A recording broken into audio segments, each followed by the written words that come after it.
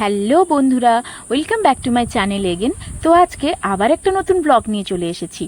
তো আজ আমি কিসের ব্লগ করতে চলেছি সেটা নিশ্চয়ই তোমরা দেখেই বুঝতে পারছো, অ্যাটলিস্ট কিছুটা হলেও তোমরা আন্দাজ করতে পারছো।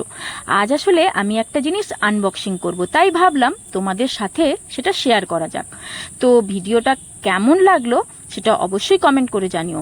আর কি জিনিস আমি আজকে আনবক্সিং করছি সেটা দেখতে হলে, জানতে হলে তোমাদের অবশ্যই ভিডিওটা প্রথম থেকে শেষ অবধি দেখতে হবে এবং আমার চ্যানেলটি সাবস্ক্রাইব করতে হবে।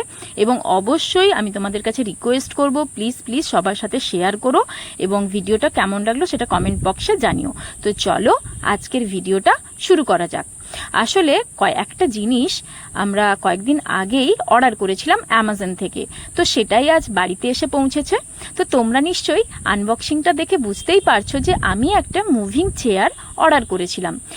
আসলে আমাদের যে আগের চেয়ারটা ছিল সেটা হঠাৎ করে ভেঙে যায় এবং তার কারণেই একটা নতুন চেয়ার অর্ডার করতে হয়েছিল। কারণ আমার হাজব্যান্ডকে তো অনেক ধরনের লেখালেখির কাজ করতে হয়, তাই জন্য চেয়ারটা ভেঙে যাওয়ার কারণে ওর বসতে খুব অসুবিধে হচ্ছিল। তো যাই হোক, এই চেয়ারটা আমরা অ্যামাজনে অর্ডার করেছিলাম এবং এর দাম ছিল প্রায় 3.5 থেকে 4,000 টাকা।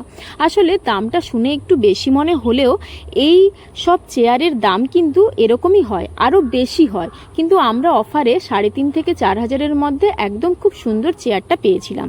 তো অ্যাকচুয়ালি আনবক্সিং করার সময় আমি একটা জিনিস খেয়াল করলাম যে চেয়ারটা কিন্তু খণ্ডে খণ্ডে, মানে এক একটা পার্টসে ভাগ করে এসেছে, মানে একসাথে সেট আপ অবস্থায় আসেনি। সেটা তোমরাও দেখে বুঝতে পারছো। তো প্রথমেই আমি যে দিকটায় বসা হয় সেই বসার জায়গাটাকে আনবক্স করলাম এবং তার পিছনের দিকে কিন্তু অনেকগুলো স্ক্রু লাগানো ছিল। তো যাই হোক, সেগুলো মোটামুটি সেট অবস্থায় ছিল না, সেগুলোকে সেট করতে হবে। তো তার জন্য মানে সমস্ত স্ক্রুগুলোকে টাইট করার জন্য বা সেগুলোকে ওপেন করার জন্য একটা রেঞ্চ মেশিন দিয়েছিল।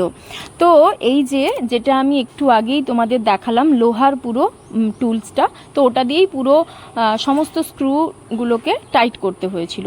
তো এই যে ছিল এটা গাইড বুক এবং এটার দ্বারাই আমরা পরপর স্টেপ বাই স্টেপ কিভাবে সেট করতে হবে চেয়ারটাকে খুব ভালো করে সেটাই দেখে নিচ্ছিলাম। অ্যাকচুয়ালি পুরোটাই তো পার্ট পার্ট অবস্থায় এসেছিল, সেটা অবস্থায় আসেনি, তাই জন্য খুব ভয় লাগছিল যে যদি ঠিকঠাকভাবে সেট না করি সেক্ষেত্রে যখন বসতে যাব বা কোনোভাবে বসতে গিয়ে যদি ভেঙে যায় বা কিছু প্রবলেম হয় তখন তো বুঝতেই পারছো খুব খারাপ অবস্থা হবে। তো সেইটাই একটা টেনশন ছিল মাথার মধ্যে, নয়তো আবার জিনিসটাকে রিটার্ন করতে হবে, আরও অনেক ধরনের সমস্যা থাকে।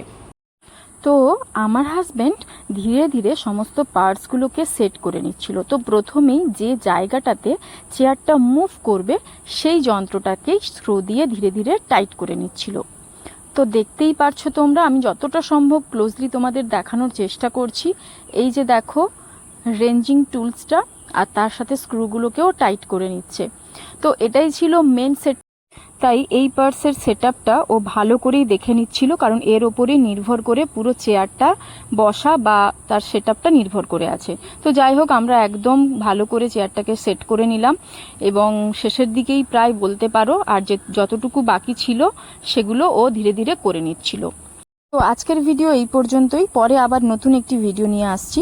তো এই চেয়ারটি সম্পর্কে যা যা ইনফরমেশন আমার দেওয়া ছিল সেটি আমি তোমাদের সাথে শেয়ার করলাম। তো তোমাদের যদি কেনার মনে হয় তাহলে আমি অবশ্যই লিঙ্কটা ডেসক্রিপশন বক্সে শেয়ার করে দেবো। তো টাটা।